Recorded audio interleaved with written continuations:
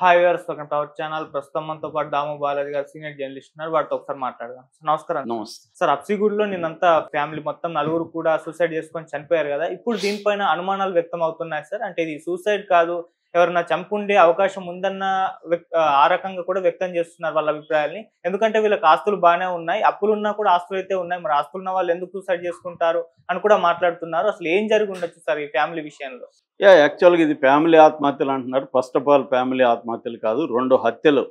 పిల్లల్ని వీళ్ళు హత్య చేసి వీళ్ళిద్దరూ ఆత్మహత్య చేసుకున్నారు. ఇక్కడ క్లియర్‌గా ఏందంటే ఇలాంటి కేసుల్లో నేను నిన్న కూడా అనలైజ్ చేశాను. ఎవరో ఒకరే నిర్ణయాలు తీసుకుంటారు. ఇక్కడ కూడా చంద్రశేఖర్ రెడ్డి అనే లెక్చరరు నిర్ణయం తీసుకున్నాడు చనిపోదామని. భార్యని కన్విన్స్ చేశాడు. అంటే బ్రెయిన్ వాష్ చేశాడు భార్యని. దాని తర్వాత పిల్లల్ని కన్విన్స్ చేయలేరు కాబట్టి, వాళ్ళు చిన్నపిల్లలు కాబట్టి, పాప 9th క్లాసు, బాబు 5th క్లాసు. సో వాళ్ళిద్దరిని దారుణంగా చంపేశారు. వీళ్ళిద్దరూ 2 హత్యలు చేశారు. తల్లిదండ్రులే పిల్లల్ని హత్యలు చేసి తాము ఆత్మహత్యలు చేసుకున్నారు. అంటే క్లియర్‌గా ఇది కుటుంబం ఆత్మహత్య కాదు. 2 హత్యలు, 2 ఆత్మహత్యలు అని చెప్పొచ్చు. ఆ ఆత్మహత్యల్లో కూడా ఇతను కన్విన్స్ చేయడం వల్ల జరిగిన ఇది. అతని మానసిక స్థితి సరిగా లేకపోవడం, అతనికి ఆర్థిక సమస్యలు ఉన్న వాటి కంటే ఎక్కువగా అతను ఊహించుకోవడం, ఇవి కనిపిస్తాయి. అయితే అతను లేఖలో మాత్రం నా చావుకి ఎవరు కారణం కాదు, వేరే మార్గం లేక నేను అది కూడా చూడు, అక్కడ అతను మేము అని రాయలేదు. దాంట్లో కూడా నేను అనే రాశాడు అతను. అంటే క్లియర్‌గా అతని నిర్ణయమే ఈ కుటుంబానికి శాపమైంది. నా చావుకి ఎవరు కారణం కాదు, వేరే మార్గం లేక నేను ఆత్మహత్య చేసుకుంటున్నాను, నన్ను క్షమించండి. కెరీర్‌లో నాకు ఇబ్బందులు ఉన్నాయి, శారీరకంగా సమస్యలు ఉన్నాయి, మానసిక సమస్యలు ఉన్నాయి, మధుమేహం, నరాల వ్యాధి, కిడ్నీ సంబంధిత వ్యాధులతో బాధపడుతున్నాను అని అతను రాశాడు. ఒకవేళ ఆ వ్యాధులతో అతను బాధపడుతుంటే అతను ఒక్కడికే ఇబ్బంది కానీ ఫ్యామిలీకి ఇబ్బంది లేదు. ఫ్యామిలీకి ఏమైనా ఇబ్బందులు ఉండొచ్చు. చాలామంది ఇబ్బందులు లేని కుటుంబాలు ఏముంటాయి? మన దేశంలో 100 కోట్ల మందికి మినిమం అవసరాలు తీరిన తర్వాత ఏది కొనుక్కునే పరిస్థితి లేదని మొన్న కూడా సర్వేలో తేలింది.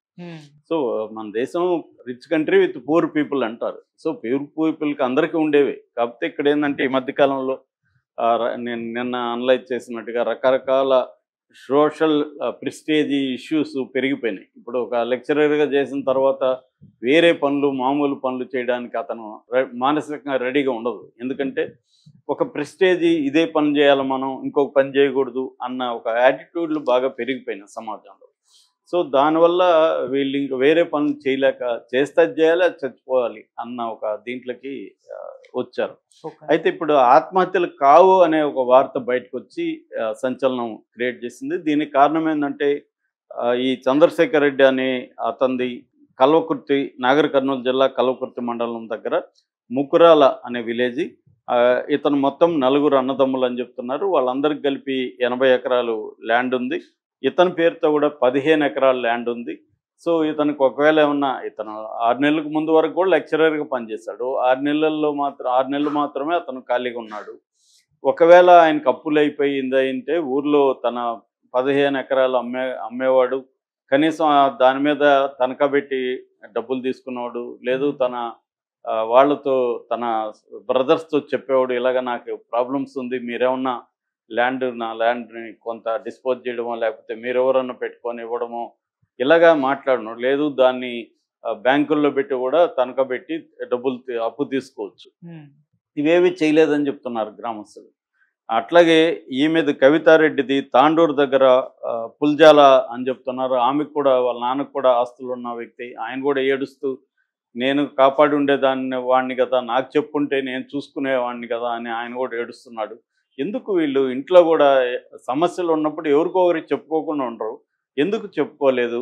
అసలు సమస్యలు ఉన్నప్పుడు ఉన్నట్టు సొంత తల్లిదండ్రులకు కానీ సొంత అన్నదమ్ములకు కానీ ఎందుకు తెలియకుండా పోయింది? సో ఏదో సంథింగ్ ఇస్ రాంగ్.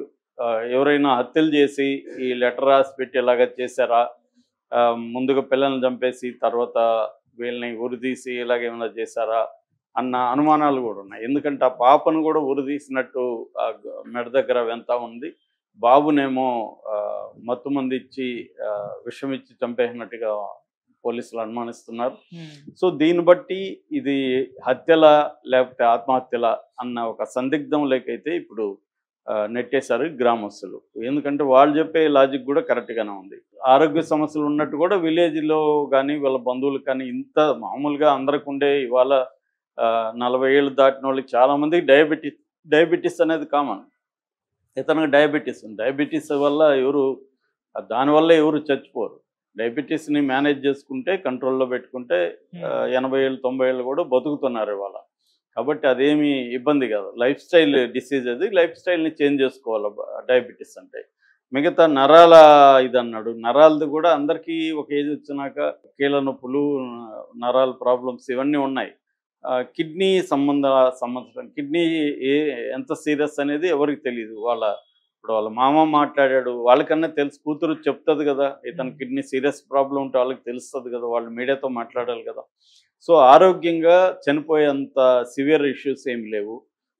ఫైనాన్షియల్గా ఉన్నాయా అని వీళ్ళు అన్నారు తప్ప అంత సివియర్ ఇష్యూస్ ఉన్నట్టుగా ఎవరికీ తెలియదు.